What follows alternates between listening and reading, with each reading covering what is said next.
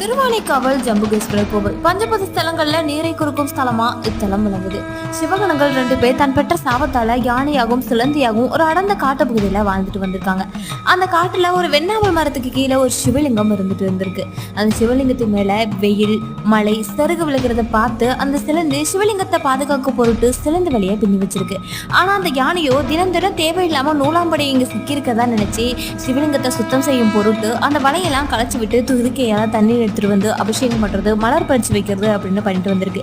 இப்படி தினந்தரம் சிலந்தி வலைய பின்ன அதை தினந்தரம் கலக்கிறது அப்படின்னு இது மாதிரி போயிட்டு இருந்திருக்கு. இதனால சிலந்திக்கும் யானைக்கும் பிரச்சனை வந்ததா சொல்லப்படுது.